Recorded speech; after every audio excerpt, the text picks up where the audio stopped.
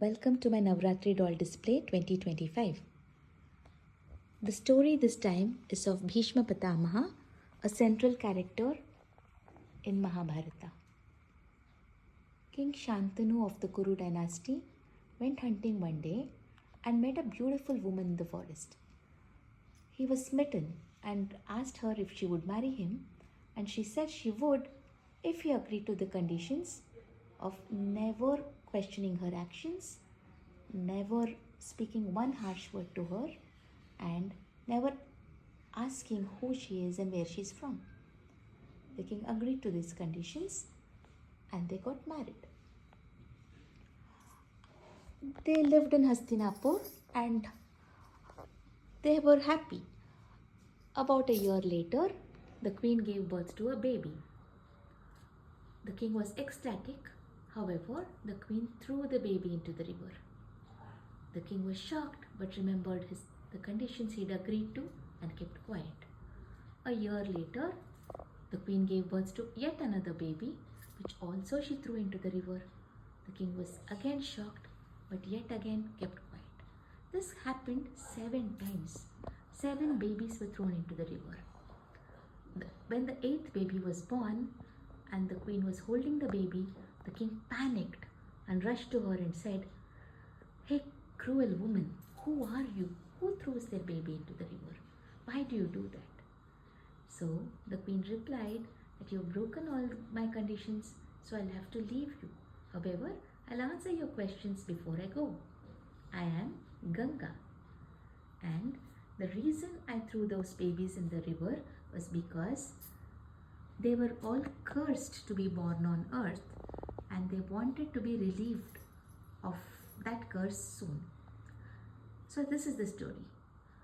There are 8 devtas known as the Ashtavasus who had once gone on a picnic with their wives. There, the wife of one of the 8, known as Dew, wanted the divine cow known as Kamadhenu that belonged to Rishi Vasishta. Dew plotted to steal the cow and enlisted the help of his brothers to do the same. So together they stole the cow. The Rishi came to know of this and cursed all 8 of them to be born on earth. The Vasus were so upset they went and begged the Rishi's forgiveness, who said that 7 of them, the ones who helped in stealing the cow, could be born on earth, die immediately and come back. However, Dew, the mastermind of the plot, had to stay on earth and live a full life. So Ganga explained that the 7 children that she had killed were the 7 Vasus who wanted to go back immediately, and the 8th child was going to be her child to raise, and she told the king that she was going to leave him and take the child with her. Now King Shantanu was left alone, but he had his duty to his kingdom, so he was ruling. One day when he went walking along the Ganga, he saw a young boy who could have been the same age as his son. So he appealed to Ganga and please tell him who the child was. Ganga appeared and told the king that this was indeed his son Devavrata and that she had educated him in everything that a king needed to know. And she told him that this child is worthy of being the next king. Please take him with you. So Shantanu happily brought his son back with him to Hastinapur. There he declared him to be the crown prince, the Yuvaraja. And Shantanu was happy that his kingdom was sorted. A few years later, as he was walking along the Yamuna, he spotted this beautiful fisherwoman known as Satyavati and Matsyagandhi. He fell in love with her and he approached her father and requested for her hand in marriage. Satyavati's father put forth a condition. His condition was that the next king, Shantanu's successor, had to be his own grandson, the child born to Satyavati. Shantanu said that was not possible because he already had a son who would be the next ruler. So Satyavati's father refused to give her hand in marriage to the king if his condition wasn't met. So the king went back sad. The king was sad and lonely, and because he was unable to forget Satyavati. However, he was still unwilling to cheat his son out of his right as the next king. Devavrata came to know of his father's sadness and the reason for it, so he went and approached the fisherman.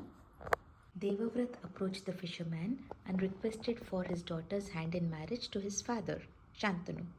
The fisherman said that his condition was that his grandson should be the next king, and while Devavrata was present, that was not possible. So Devavrata made a promise that he would not stake his claim on the throne and that he was relinquishing his rights as to the throne of Hastinapur. The fisherman was not satisfied. He said, "You have relinquished your right. However, your son or grandson could come someday and challenge my grandson." So Devavrata took a vow that he would never marry and never beget children. So the gods bore witness to this oath that Devavrata took, and they called him Bhishma. Bhishma, the one who took the terrible vow. The fisherman was satisfied with this promise and he agreed to let Satyavati marry Shantanu. Shantanu was grateful for Devavrata's sacrifice and he gave him the boon of dying at will. Shantanu married Satyavati and they were blessed with 2 sons. Chitrangada, the older one, died in a battle and Vichitravirya was placed on the throne of Hastinapur. Bhishma ruled on behalf of Vichitravirya until he was old enough to rule. This happened because Shantanu also died before Vichitravirya grew up. When Vichitravirya was old enough to get married, Bhishma went to a Swayamvar organized by the king of Kashi for his 3 daughters, Amba, Ambika and Ambalika.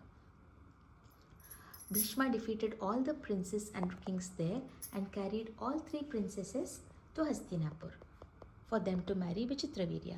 However, Amba, the oldest princess, told Bhishma that she intended to marry King Shalva, and now that Bhishma had carried her away, how could she marry Vichitravirya when her heart belonged to Shalva? So Bhishma sent Amba to Shalva and Ambika and Ambalika married Vichitravirya. Amba went to Shalva, who rejected her. He told her that since she had been carried away by another, he did not want to marry her. Now Amba came to Bhishma and said, "Since you carried me away, Shalva refused to marry me, so you marry me now." Bhishma told Amba that since he had taken oath never to marry, he could not marry her. So Amba went to Parashurama, the sage who had taught Bhishma the art of warfare. She requested him that he should convince Bhishma to marry her because he could not deny his guru.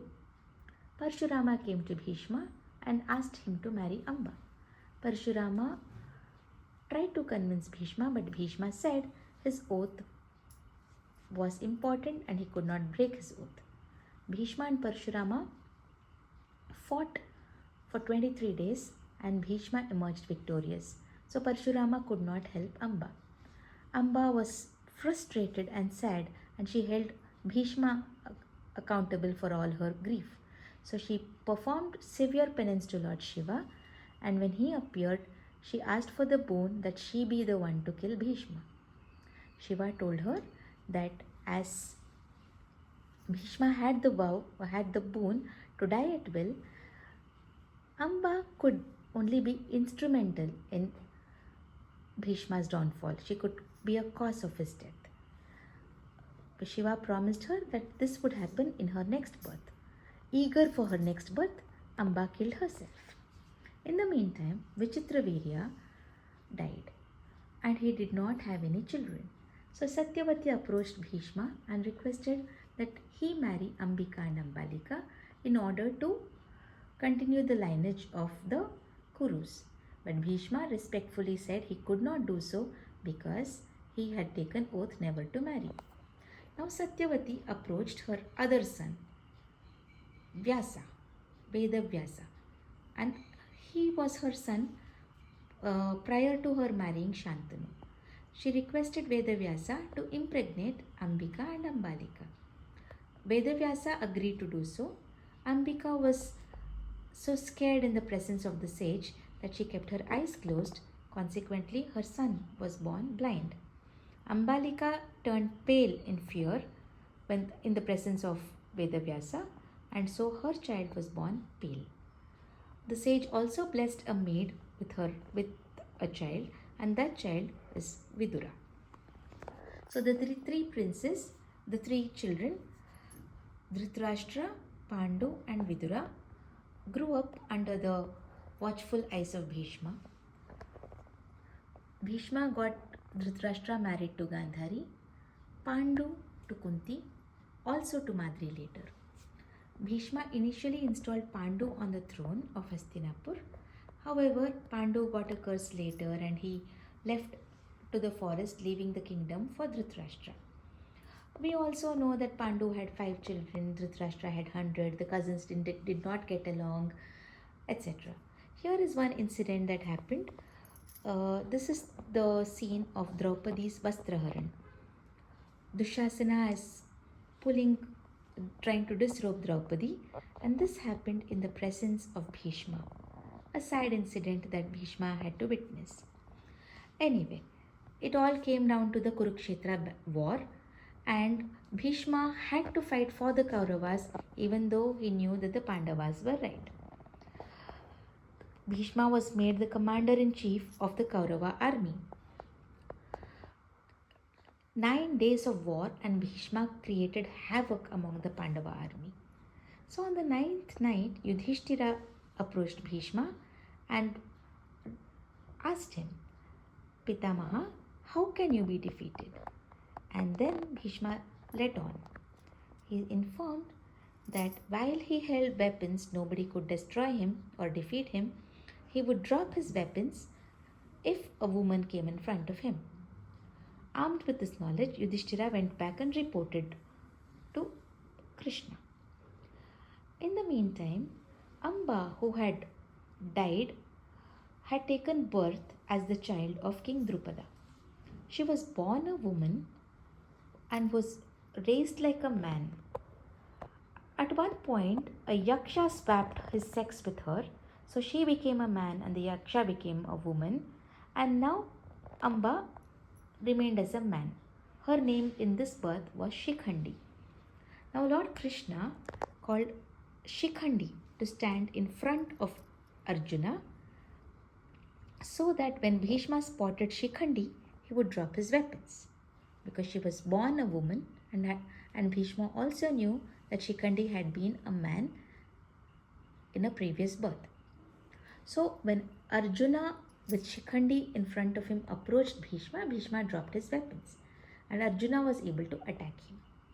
Bhishma welcomed Arjuna's arrows and fell to it. Arjuna's arrows made a bed under Bhishma and Bhishma lay on it. When Bhishma fell, all the Pandavas and Kauravas surrounded him. Bhishma said he wanted a pillow fit for a warrior, and Arjuna placed 3 pillows vertically to support Bhishma's head. And when Bhishma said he was thirsty, Arjuna shot an arrow into the earth and Ganga came out to give her son water. Bhishma also disclosed the Vishnu Sahasranama in the battlefield from the bed of arrows. And then he said, please continue with the war. I will wait for an auspicious moment to leave this earth. The Bhishma waits until Uttarayana, after Sankranti, and gave up his life on earth on the auspicious day of Bhishmashtami. This concludes Bhishma Pitamaha's story. Thank you.